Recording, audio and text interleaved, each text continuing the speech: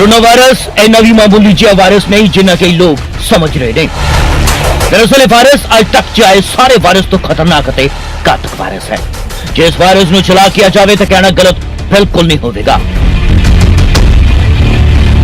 यह चुपचाप लोगों के अंदर दाखिल होता है, लोगों को प्रभावित करता है ते मनुखी साह प्रणाली के अंदर पहुंच जाता है और अपनी गिनती में तेजी के नाल वाधा करना शुरू कर देता है। कई लोग इस नूं छलावा कहते हैं। सो हकीकत शायद भारत नूं चिंता च पा सकती है। बेशक रिपोर्ट खतरे की घंटी।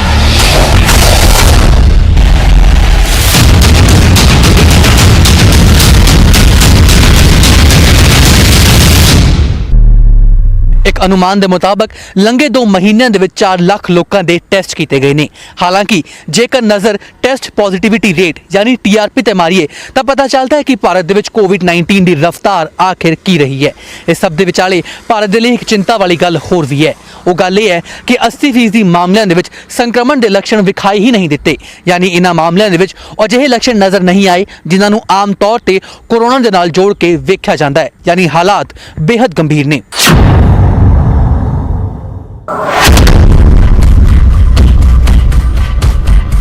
भारतीय विज्ञान अनुसंधान परिषद यानी ICMR के वैज्ञानिक आर गंगा खेड़कर ने साफ कर दिता है कि चिंता वाली गल है कि हुण तक सामने आए पॉजिटिव मामलों जो 80% मामले अजिहे ने जिन्हां विच कोई संक्रमण के लक्षण नहीं दिखाई देते। गंगा खेड़कर ने दस्सिया कि इस तरह के मामलों को पता लगाना बेहद औखा हुंदा है और इस तरह के मामलों को पता लगाने का ही एक जरिया है और वो है कोरोना वायरस के संपर्क में आए लोगों का पता लगाना।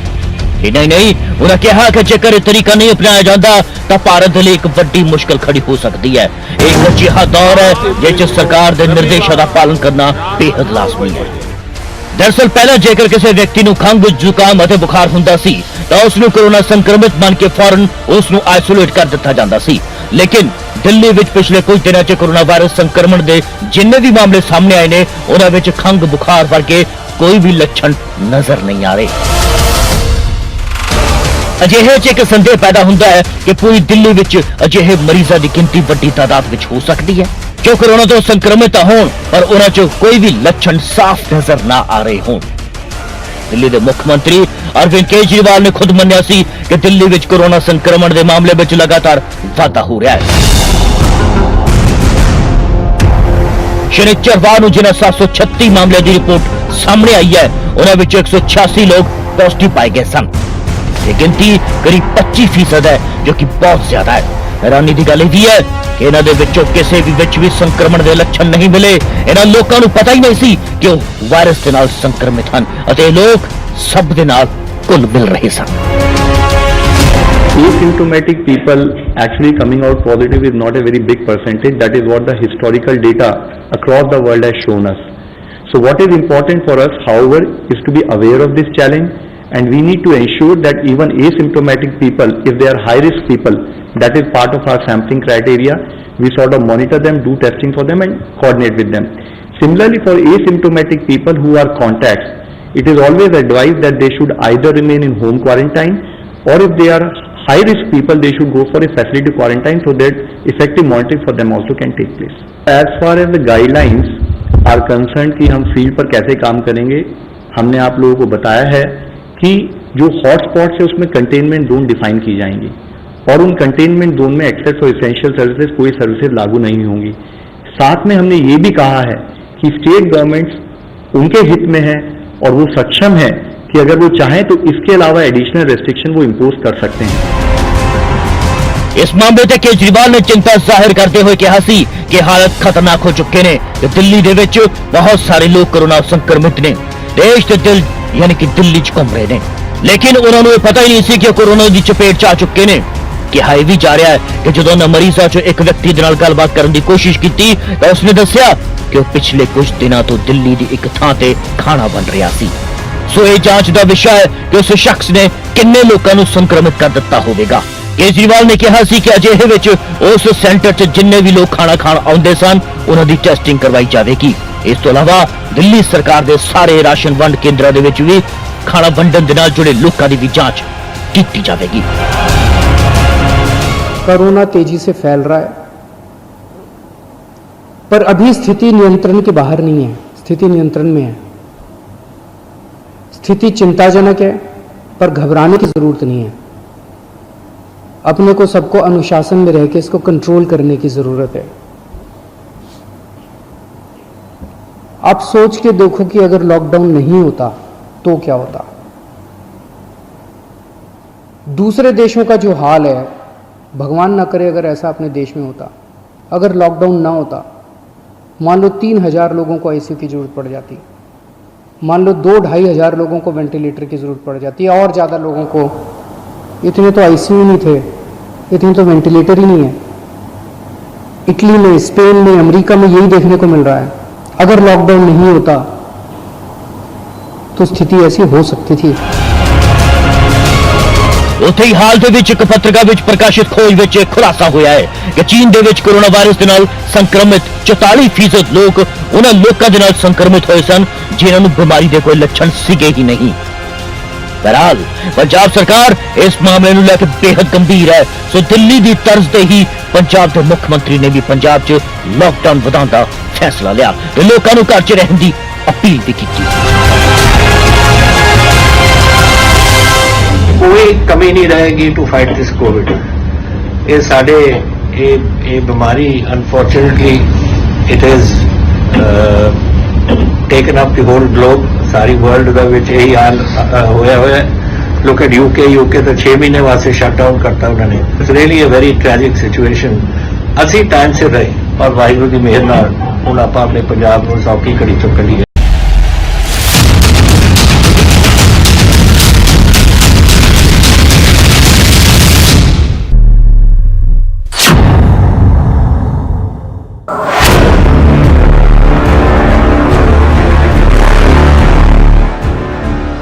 कोरोना ਨੂੰ ਲੈ ਕੇ ਕਈ ਰਿਸਰਚਾਂ ਹੋ ਰਹੀਆਂ ਨੇ ਅਤੇ ਹਰ ਦਿਨ ਕੋਰੋਨਾ ਦੇ ਨਾਲ ਜੁੜ ਰਹੇ ਨਵੇਂ ਤੱਥ ਸਾਹਮਣੇ ਵੀ ਆ ਰਹੇ ਨੇ।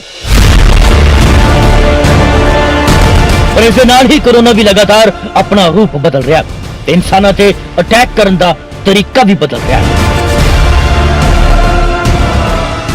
ICMR ਦੇ ਮੁਤਾਬਿਕ ਭਾਰਤ 'ਚ 100 ਚੋਂ 80 ਮਰੀਜ਼ ਬਿਨਾਂ ਕਿਸੇ ਲੱਛਣ ਦੇ ਕੋਰੋਨਾ ਪੋਜ਼ਿਟਿਵ ਪਾਏ ਗਏ ਨੇ। ਇਸ ਦਾ ਮਤਲਬ ਹੈ ਕਿ ਹੁਣ ਕੋਰੋਨਾ ਸਾਇਲੈਂਟ ਕਿਲਰ ਬਣਦਾ ਜਾ ਰਿਹਾ ਹੈ। स्टेट्स के साथ कोऑर्डिनेट करते हैं, स्टेट के साथ डिस्कस करते हुए जहां पर भी केसेस आते हैं हम स्टेट के साथ डिस्कस करते हुए उसी हिसाब से स्ट्रैटेजी बना के कैसे केसेस कंट्रोल किए जाएं उस पर एफर्ट करते हैं। इसी तरह हमारी टीम्स जितने भी स्टेट्स में ज़्यादा केसेस पाए जाते हैं तो उनके साथ भेजते हुए उनके साथ डिस्कस करते हुए कैसे स्ट्रैटेजाइज किया जाए हम उस पर काम करते हैं। इससे पहले भी हम लोगों ने कई बार इस पर डिस्कस किया है कि अगर हमारे पास केसेस आते हैं तो हम उसको 2 पार्ट में डिवाइड करते हैं। या तो हम उसे क्लस्टर मानते हैं या मल्टीपल क्लस्टर यानी कि एक लार्ज आउटब्रेक के तहत ट्रीट करते हैं। और उन जो हमारे क्लस्टर या लार्ज आउटब्रेक के हिसाब से ट्रीट करते हैं जो हमारा प्रोटोकॉल होता है वो स्टेट के साथ डिस्कस करके फील्ड एडमिनिस्ट्रेशन के साथ डिस्कस करके उसको कंटेनमेंट के एफर्ट्स किए जाते हैं। ਲਓ ਹੁਣ ਗੱਲ ਕਰ ਲੈਨੇ ਕੁਝ ਡਰਾਉਣ ਵਾਲੇ ਆંકੜਿਆਂ ਦੀ। ਮਹਾਰਾਸ਼ਟਰ ਦੇ 3648 ਕੇਸਾਂ ਦੇ ਵਿੱਚੋਂ 65% ਮਰੀਜ਼ ਅਸਪਸ਼ਟ ਨੇ। उत्तर प्रदेश में 974 केसां दे विचों 75% मरीज अस्पष्ट ने। असम दे विच 34 केसां दे विचों 82% मरीज अस्पष्ट ने। मरीजां दे टेस्ट पॉजिटिव होने के बाद भी लक्षण नहीं दिख रहे। जदों लव अग्रवाल तो इस बारे सवाल किया गया तो उन्होंने कहा कि चिंता वाली गल तो जरूर है पर डरन की लोड़ नहीं। समय की मांग है कि इस पहलू ਨੂੰ ਵੀ ਧਿਆਨ ਦੇ ਵਿੱਚ ਰੱਖਦੇ ਹੋਏ ਅੱਗੇ ਵਧੀਏ ਅਤੇ ਇਹ ਜ਼ਰੂਰੀ ਹੈ ਕਿ ਅਸਪਸ਼ਟ ਮਰੀਜ਼ਾਂ ਨੂੰ ਵੀ ਮੋਨੀਟਰ ਕੀਤਾ ਜਾਵੇ ਅਤੇ ਜੋ ਲੋਕ ਇਹਨਾਂ ਮਰੀਜ਼ਾਂ ਦੇ ਸੰਪਰਕ 'ਚ ਆਏ ਹਨ ਉਹਨਾਂ ਨੂੰ ਵੀ ਹੋਮ ਕੁਆਰੰਟਾਈਨ ਕੀਤਾ ਜਾਵੇ ਅਤੇ ਜੇਕਰ ਉਹ ਹਾਈ ਰਿਸਕ ਦੇ ਵਿੱਚ ਹੋਣ ਤਾਂ ਉਹਨਾਂ ਨੂੰ ਹਸਪਤਾਲ 'ਚ ਭਰਤੀ ਕਰਵਾਇਆ ਜਾਵੇ ਤਾਂ ਜੋ ਉਹਨਾਂ ਦਾ ਇਲਾਜ ਕੀਤਾ ਜਾ ਸਕੇ। 80% केसेस एसिम्प्टोमेटिक नहीं होते, 80% केसेस एसिम्प्टोमेटिक और माइल्ड सिम्टम्स के साथ होते हैं, तो हम उनको ट्रैक कर सकते हैं। और रही बात इसकी कि कैसे हम उन लोगों से बचें, तो इसमें इशू ये होता है कि जब आप एक केस को एनालाइज करते हैं तो आप देखते हैं उसकी कोई कॉन्टैक्ट हिस्ट्री या कोई ट्रैवल हिस्ट्री तो नहीं है और उसके बेसिस पे साथ में उसके क्या जो डिजीज के सिम्टम्स हैं या उसके contact history, you can always make a clinical assessment कि आपको किसकी टेस्टिंग करनी है और किसको होम क्वारंटाइन या फैसिलिटी क्वारंटाइन करनी है।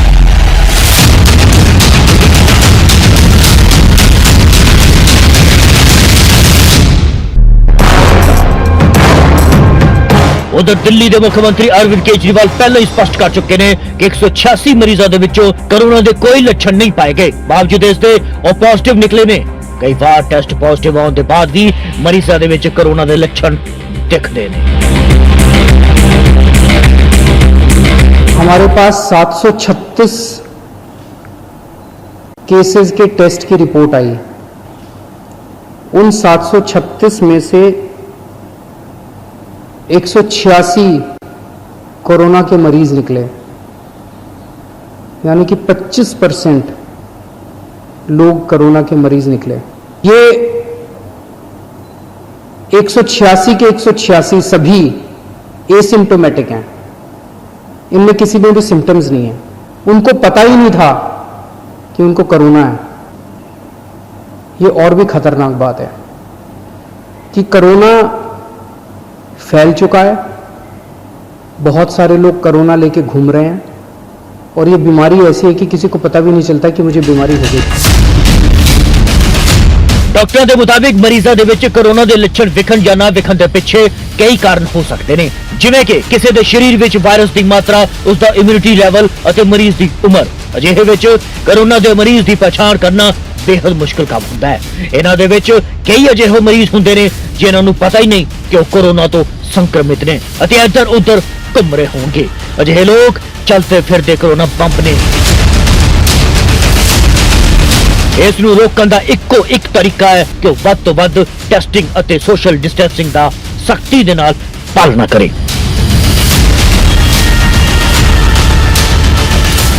उधर अमेरिकी टीवी चैनल फॉक्स न्यूज ने भी दावा किया है कि चीन ने एक खास मकसद के नाल इस वायरस ਨੂੰ वुहान ਦੀ लैब ਵਿੱਚ पैदा ਕੀਤਾ। अमरीकी राष्ट्रपति डोनाल्ड ट्रंप पहले ही कह चुके ने कि वुहान ਦੀ लैब 'ਚ कोरोना वायरस गलती ਦੇ ਨਾਲ ਲੋਕਾਂ ਵਿੱਚ फैलिया ਜਾਂ ਜਾਣਬੁੱਝ ਕੇ ਫੈਲਾਇਆ ਗਿਆ, ਇਸ ਦਾ ਉਹ ਪਤਾ ਲਗਾ ਕੇ ਰਹਿਣਗੇ। अमरीकी विदेश मंत्री माइक पॉम्पियो पहले ही कह चुके ने कि चीन ਨੂੰ ਇਹ ਦੱਸਣਾ ਹੋਵੇਗਾ ਕਿ ਵਾਇਰਸ ਕਿਵੇਂ ਫੈਲਿਆ। पर ਅਸੀਂ दस दईए कि ਅਸੀਂ ਇਹਨਾਂ ਖਬਰਾਂ ਦੀ ਤਸਦੀਕ ਬਿਲਕੁਲ ਨਹੀਂ ਕਰਦੇ। ਇਹ ਜਾਂਚ ਦਾ ਵਿਸ਼ਾ ਹੈ ਕਿ ਕੋਰੋਨਾ ਵਾਇਰਸ ਕਿੱਥੋਂ ਆਇਆ। ਚੀਨ ਨੇ ਵੀ ਅਮਰੀਕੀ ਰਾਸ਼ਟਰਪਤੀ ਟਰੰਪ ਦੇ ਇਲਜ਼ਾਮਾਂ ਤੇ ਆਪਣੀ ਸਫਾਈ ਦਿੱਤੀ ਹੈ। ਚੀਨ ਦੇ ਵਿਦੇਸ਼ ਮੰਤਰਾਲੇ ਦੇ ਪ੍ਰਵਕਤਾ ਸ਼ਾਓ ਲੀਜਨ ਨੇ ਸਾਫ਼ ਕਹਿ ਦਿੱਤਾ ਹੈ ਕਿ ਹੁਣ ਤੱਕ WHO ਵੀ ਇਸ ਗੱਲ ਦੀ ਪੁਸ਼ਟੀ ਕਰ ਚੁੱਕਾ ਹੈ, ਤਸਦੀਕ ਕਰ ਚੁੱਕਾ ਹੈ ਕਿ ਇਸ ਗੱਲ ਦੇ ਕੋਈ ਪ੍ਰਮਾਣ ਨਹੀਂ ਹਨ ਕਿ ਦੁਨੀਆ ਭਰ 'ਚ ਆਤੰਕ ਮਚਾਉਣ ਵਾਲੇ ਕੋਰੋਨਾ ਵਾਇਰਸ ਨੂੰ ਵੁਹਾਨ ਦੀ ਲੈਬ ਦੇ ਵਿੱਚ ਬਣਾਇਆ ਗਿਆ ਹੋਵੇ।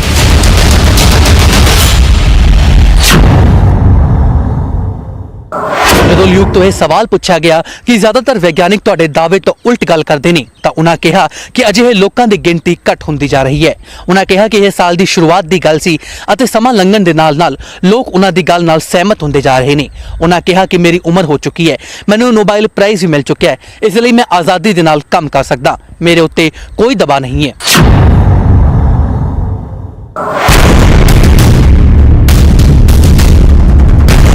उधर 2008 ਵਿੱਚ ਨੋਬਲ ਪ੍ਰਾਈਜ਼ ਜਿੱਤਣ ਵਾਲੇ ਫਰਾਂਸ ਦੇ ਲੂਇਕ ਮਾਂਟੇਨੀਅਰ ਨੇ ਸਾਫ਼ ਕਰ ਦਿੱਤਾ ਹੈ ਕਿ ਕੋਰੋਨਾ ਵਾਇਰਸ ਕੁਦਰਤੀ ਨਹੀਂ ਹੈ, ਸਗੋਂ ਇਸ ਨੂੰ ਕਿਸੇ ਲੈਬ ਦੇ ਵਿੱਚ ਹੀ ਵਿਕਸਿਤ ਕੀਤਾ ਗਿਆ ਹੈ, ਬਣਾਇਆ ਗਿਆ ਹੈ।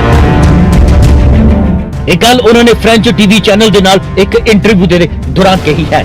ਲੀਕ ਦੇ ਮੁਤਾਬਿਕ ਉਹਨਾਂ ਦੀ ਜਾਂਚ ਦੱਸਦੀ ਹੈ ਕਿ ਕੋਰੋਨਾ ਵਾਇਰਸ ਦੇ ਵਿੱਚ ਕੁਝ ਹਿੱਸੇ HIV ਵਾਇਰਸ ਦੇ ਵੀ ਹਨ। ਉਹਨਾਂ ਦਾ ਸਾਫ਼ ਤੌਰ ਤੇ ਕਹਿਣਾ ਹੈ ਕਿ ਹੁਣ ਹੋਰ ਵੀ ਕਈ ਸਾਇੰਟਿਸਟ ਇਸ ਸਿੱਟੇ ਤੇ ਪਹੁੰਚ ਚੁੱਕੇ ਨੇ।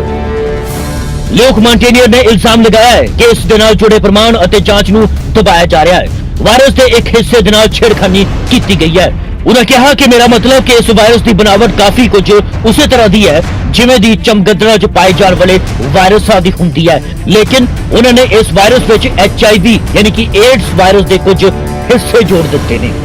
ਲੀਕ ਨੇ ਕਿਹਾ ਕਿ ਵਾਇਰਸ ਕੁਦਰਤੀ ਨਹੀਂ ਹੈ, ਸਗੋਂ ਕਿਸੇ ਪੇਸ਼ੇਵਰ ਬਾਇਓਲੋਜਿਸਟ ਦਾ ਲੈਬ ਵਿੱਚ ਤਿਆਰ ਕੀਤਾ ਹੋਇਆ ਕੰਮ ਹੈ ਅਤੇ ਇਹ ਬੇहद ਸਟੀਕ ਹੈ। ਜਦੋਂ ਚੈਨਲ ਦੇ ਸੰਪਾਦਕ ਨੇ ਉਹਨਾਂ ਨੂੰ ਪੁੱਛਿਆ ਕਿ ਇਸ ਦਾ ਮਕਸਦ ਕੀ ਹੈ ਤਾਂ ਉਹਨਾਂ ਨੇ ਕਿਹਾ ਕਿ ਮਕਸਦ ਕੀ ਹੈ ਪਤਾ ਨਹੀਂ। ਉਹਨਾਂ ਕਿਹਾ ਕਿ ਮੇਰਾ ਕੰਮ ਸੱਚਾਈ ਦੱਸਣਾ ਸੀ, ਮੈਂ ਕਿਸੇ ਤੇ ਇਲਜ਼ਾਮ ਨਹੀਂ ਲਗਾ ਰਿਹਾ। उन्हें कहा कि उन्होंने पता नहीं है कि किसने कीता है, ना ही ਉਹ ਦੱਸ ਸਕਦੇ ਨੇ। उन्हें कहा कि हो सकता है कि कुछ लोग एड्स के खिलाफ कोई वैक्सीन बनाना चाह रहे हों, इसलिए उन्होंने उस वायरस के कुछ हिस्से ले ਅਤੇ ਉਹਨਾਂ ਨੂੰ कोरोना वायरस ਦੇ ਨਾਲ ਮਿਲਾ ਦਿੱਤਾ ਹੋਵੇ। ਜਦੋਂ ਲੀਗ ਤੋਂ ਇਹ ਪੁੱਛਿਆ ਗਿਆ ਕਿ ਜ਼ਿਆਦਾਤਰ ਵਿਗਿਆਨੀ ਤੁਹਾਡੇ ਦਾਅਵੇ ਦੇ ਉਲਟ ਗੱਲ ਕਰ ਰਹੇ ਨੇ ਤਾਂ ਉਹਨਾਂ ਕਿਹਾ ਕਿ ਉਹਨਾਂ ਦੀ ਗਿਣਤੀ ਹੁਣ ਘਟਦੀ ਜਾ ਰਹੀ ਹੈ। ਉਹਨਾਂ ਕਿਹਾ ਕਿ ਇਸ ਸਾਲ ਦੀ ਸ਼ੁਰੂਆਤ ਦੀ ਗੱਲ ਹੈ ਅਤੇ ਹੁਣ ਸਮਾਂ ਲੰਘਣ ਦੇ ਨਾਲ ਉਹਨਾਂ ਦੀ ਗੱਲ ਦੇ ਨਾਲ ਸਹਿਮਤ ਹੋਣ ਵਾਲਿਆਂ ਦੀ ਗਿਣਤੀ ਵੱਧ ਰਹੀ ਹੈ। ਉਹਨਾਂ ਕਿਹਾ ਕਿ ਉਹਨਾਂ ਦੀ ਉਮਰ ਹੋ ਚੁੱਕੀ ਹੈ, ਉਹਨਾਂ ਨੂੰ ਹੁਣ ਨੋਵਲ ਵੀ ਮਿਲ ਚੁੱਕਿਆ ਹੈ, ਸੋ ਇਸ ਲਈ ਉਹ ਆਜ਼ਾਦ ਹੋ ਕੇ ਕੰਮ ਕਰਦੇ ਨੇ, ਇਸ ਲਈ ਉਹਨਾਂ ਉੱਤੇ ਕੋਈ ਦਬਾਅ ਨਹੀਂ ਪਾਇਆ ਜਾ ਸਕਦਾ।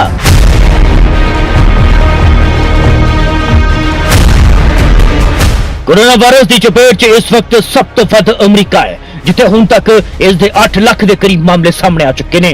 इस जानलेवा वायरस की चपेट च आने तो बाद 4,500 के करीब मरीज अपनी जान गवा चुके ने। करीब 72,390 मरीज ठीक भी हो चुके ने।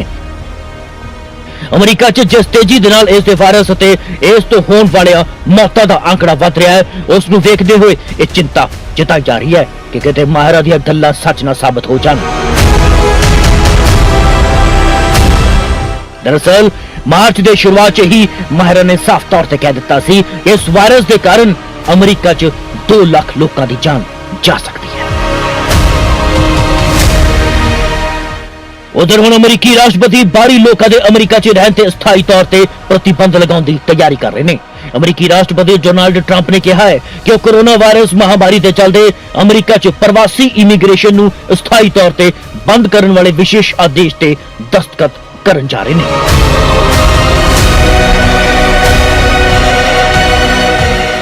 इस तो पहले सोमवार को ट्रंप ने ट्वीट किया सी कि अनदेखे दुश्मन के हमले के मद्देनजर ही साडे महान अमरीकी नागरिक नौकरियों बचाने को लैके मैं संयुक्त राष्ट्र अस्थाई रूप के नाल इमीग्रेशन नूं निलंबित करने के लिए एक कार्यकारी हुक्म ते दस्तखत करांगा।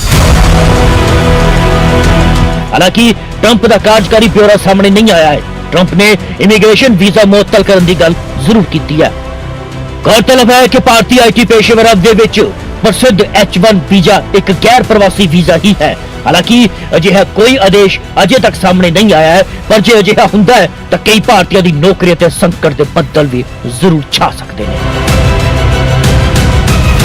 बहरहाल खतरे की घंटी च एक होर घंटी संयुक्त राष्ट्र की शरणार्थी संस्था UNHCR ने भी बजा दी है। इस संस्था ने दसिया है कि विस्थापित महिलावां और कुड़ियां दे नाल हिंसा का खतरा सब तो वध है। इन हालात च जिंदा रहने लई ये लोग देह व्यापार या बाल ब्याह के लिए मजबूर हो सकते हैं।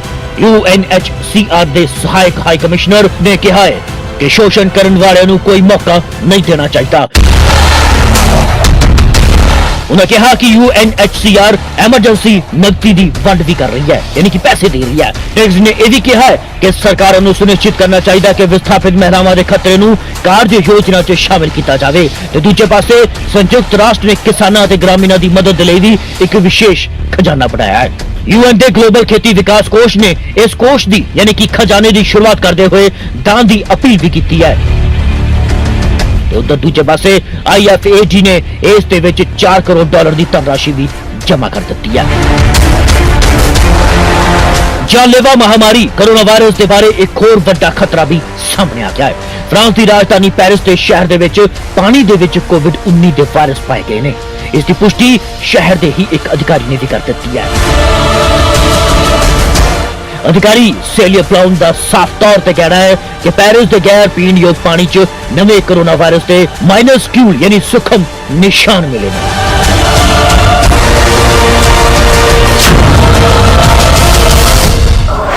ਇਹ ਪਾਣੀ ਸੜਕਾਂ ਦੀ ਸਫਾਈ ਆਦਿ ਦੇ ਲਈ ਵਰਤਿਆ ਜਾਂਦਾ ਹੈ ਅਤੇ ਫਿਲਹਾਲ ਅਧਿਕਾਰੀਆਂ ਦਾ ਕਹਿਣਾ ਹੈ ਕਿ ਪੀਣ ਵਾਲੇ ਪਾਣੀ ਦੇ ਦੂਸ਼ਿਤ ਹੋਣ ਦਾ ਕੋਈ ਖਤਰਾ ਨਹੀਂ ਹੈ।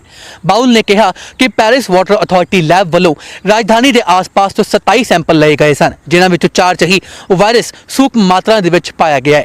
ਅਜਿਹੇ ਜਿਹਨਾਂ ਕੇਂਦਰਾਂ ਨੂੰ ਫੌਰਨ ਬੰਦ ਕਰ ਦਿੱਤਾ ਗਿਆ ਹੈ ਅਤੇ ਇੱਕ ਉੱਚ ਪੱਧਰੀ ਜਾਂਚ ਵੀ ਕੀਤੀ ਜਾ ਰਹੀ ਹੈ। ਅੱਜ ਦੇ ਇਸ ਖਾਸ ਪ੍ਰੋਗਰਾਮ 'ਚ ਇੰਨਾ ਹੀ। ਫਿਲਹਾਲ ਆਪਣੇ ਅਤੇ ਆਪਣੇ ਪਰਿਵਾਰ ਦਾ ਖਿਆਲ ਰੱਖੋ ਅਤੇ ਘਰ ਦੇ ਵਿੱਚ ਹੀ ਰਹੋ, ਸੁਰੱਖਿਅਤ ਰਹੋ। ਚੰਡੀਗੜ੍ਹ ਤੋਂ ਨੀਰਜ ਪਾਲੀ ਅਤੇ ਨਿਊਜ਼ ਡੈਸਕ ਤੋਂ ਮੈਂ ਯਾਨੀ ਲਵਪ੍ਰੀਤ ਬਾਂਗੜ, ਨਿਊਜ਼ 18 ਪੰਜਾਬ।